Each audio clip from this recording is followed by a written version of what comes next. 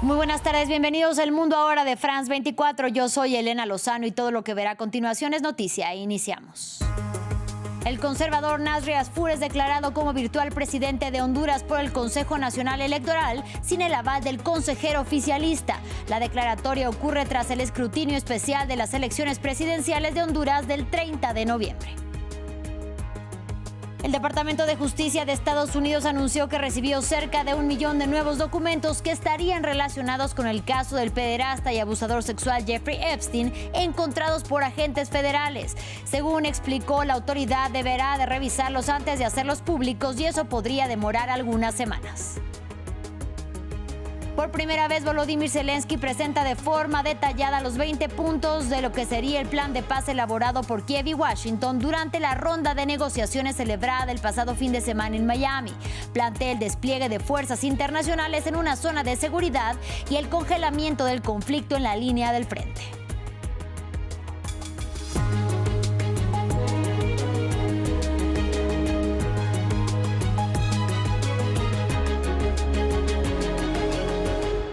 Iniciamos en Honduras porque Nasri Asfour es declarado como virtual presidente de Honduras por el Consejo Nacional Electoral sin el aval de uno de los 3 consejeros. La declaratoria ocurre tras el escrutinio especial de las elecciones presidenciales del 30 de noviembre, el cual tanto Salvador Nasralla como el oficialismo califican de fraudulento. El ganador es el candidato conservador que recibió el apoyo del presidente de Estados Unidos, Donald Trump. Para ampliar, vamos a Tegucigalpa con nuestra corresponsal Kenia Torres. Kenia, muy buena tarde.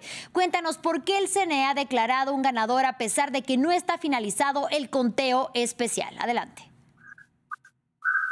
¿Qué tal? ¿Cómo estás? Muy buenas tardes. Te saludo. Efectivamente, tal como lo había anunciado desde ayer el Consejo Nacional Electoral, únicamente con la participación de su presidenta consejera Ana Paola Hall, así como de la vocal, la señora Cosette López.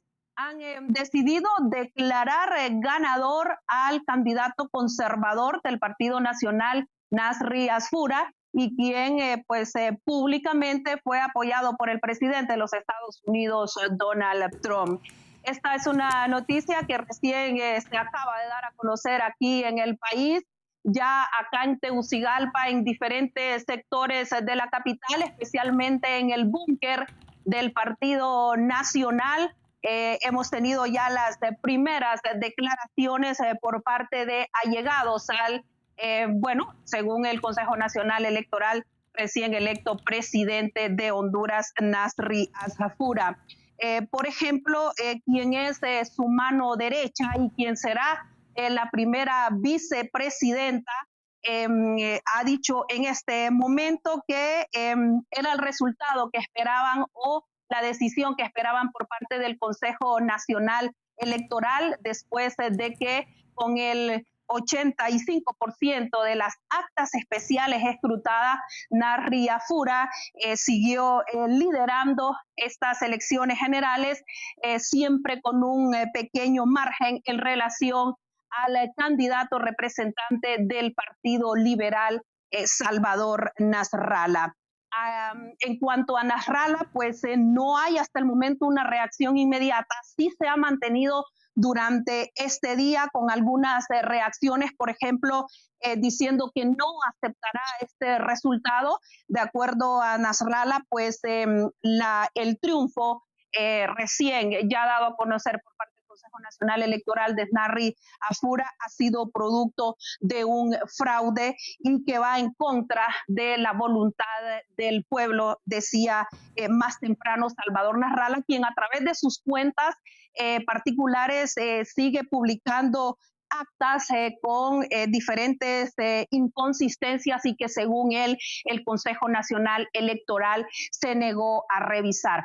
Ahora, esta es una declaratoria que no cuenta, como bien lo decías, con el aval o la firma del representante del Partido Libertad y Refundación, Marlon Ochoa, quien desde ayer mismo cuando estaban reunidos el Pleno del Consejo Nacional Electoral, se retiró antes de la reunión y se dirigió directamente a las oficinas del Ministerio Público en Tegucigalpa para interponer, decía Marlon Ochoa, una denuncia criminal por intenciones de hacer una declaratoria presidencial sin haber finalizado el conteo general.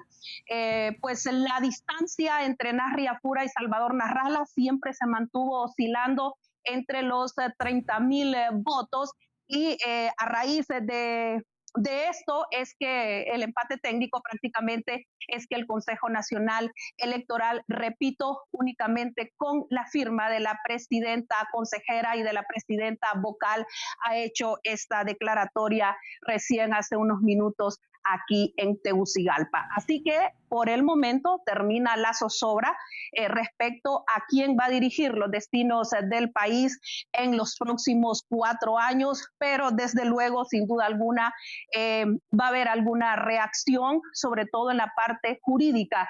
¿Qué va a pasar si esta declaratoria no tiene la firma del secretario tesorero del Consejo Nacional Electoral, Marlon Ochoa? Afura, quien fungió como como alcalde de Tegucigalpa en el gobierno justamente del expresidente Juan Orlando Hernández, ahora en libertad gracias al indulto que le dio el presidente de los Estados Unidos, Donald Trump, gobernará al país, de acuerdo a lo que ha dicho recién el Consejo Nacional Electoral, desde el periodo 2026 al 2030. Así que por el momento se termina esta larga espera del pueblo hondureño después de que el 30 de noviembre asistió casi en un 60% del censo electoral a elegir a las próximas autoridades del país. Kenia Torres, por supuesto, muchas preguntas sobre la mesa y también en espera de la reacción del candidato centrista Salvador Nasralla. Gracias por todo el reporte.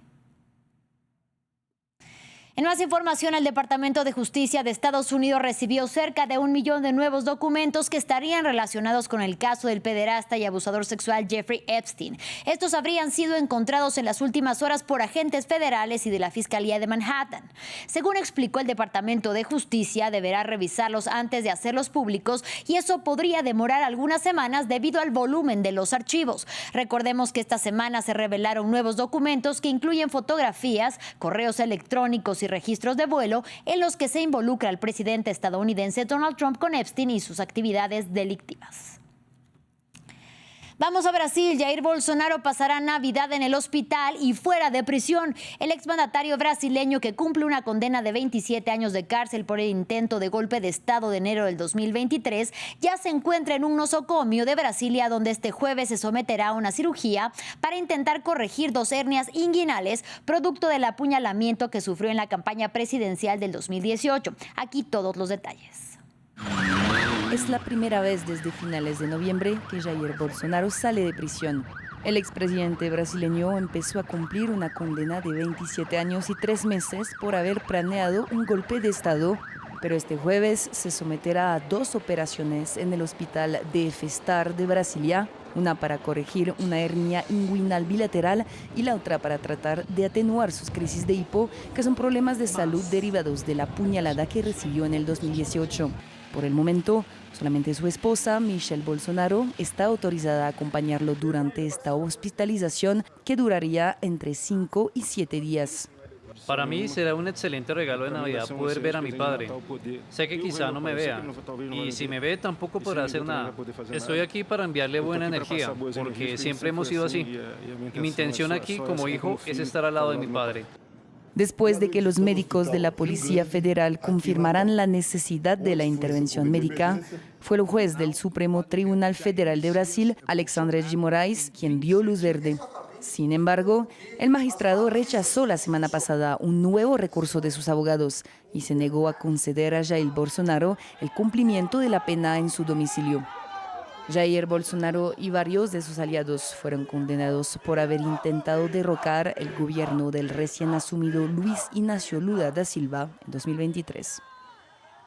En Europa, 14 países, entre ellos Francia, Reino Unido, Alemania e Italia, condenaron la aprobación del Gabinete de Seguridad de Israel del reconocimiento de 19 nuevos asentamientos de colonos israelíes en la Cisjordania ocupada. Aseguran que viola la ley internacional y que se corre el riesgo de que los asentamientos alimenten la ya de por sí inestable situación. Recordemos que a diario colonos israelíes llevan a cabo ataques contra los palestinos en Cisjordania ocupada, destruyendo sus hogares, los cultivos de olivo e incluso agrediéndolos física y verbalmente, y que son respaldados por el ejército de Tel Aviv y por ministros extremistas como Bezalel Smotrich y también Itamar Ben-Gvir. Escuchemos. Recordemos que estas acciones unilaterales, como parte de una intensificación más amplia de las políticas de asentamiento en Cisjordania, no solo violan el derecho internacional, sino que también corren el riesgo de fomentar la inestabilidad. Podrían socavar la implementación del Plan Integral para Gaza en medio de los esfuerzos para avanzar a la fase 2 y perjudicar las perspectivas de paz y seguridad a largo plazo en toda la región.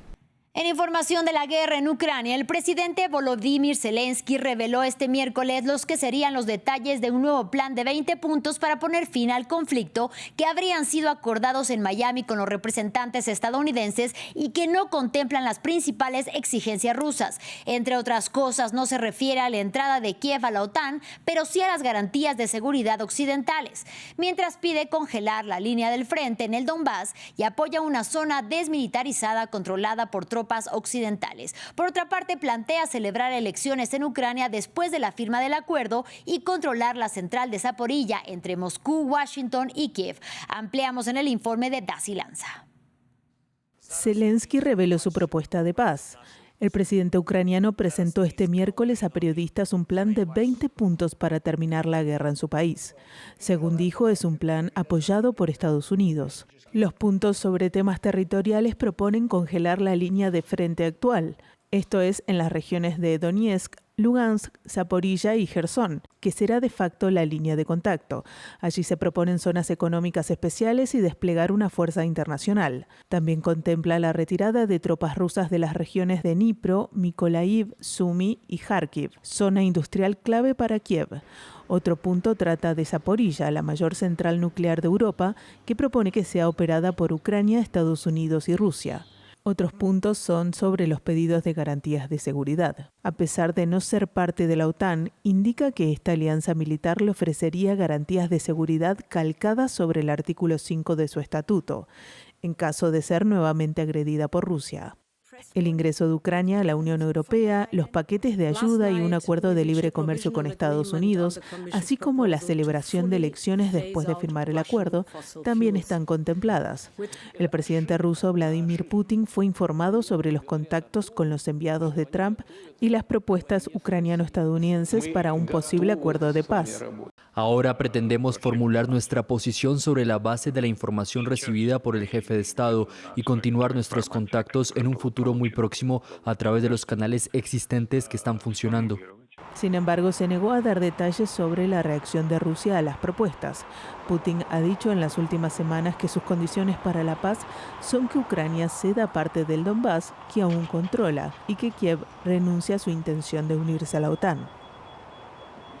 Y hoy, 24 de diciembre, el mundo celebra la Navidad con distintas creencias, costumbres y rituales, pero todos unidos en torno a la familia, mensajes de solidaridad y esperanza y a un llamado a la paz. En la capital francesa, la Catedral de Notre Dame es el centro en donde visitantes se reúnen para asistir a una misa y tomarse fotografías a un año de que tuviera lugar su reapertura en París. Nueva York no podría festejar la Navidad sin sus tradicionales pistas de patinaje sobre hielo y sus monumentales árboles de Navidad. Chicos y grandes se dan cita en el Bryant Park para compartir sus mejores piruetas. Las tradiciones son el atractivo de las celebraciones de Navidad en el estado mexicano de Oaxaca.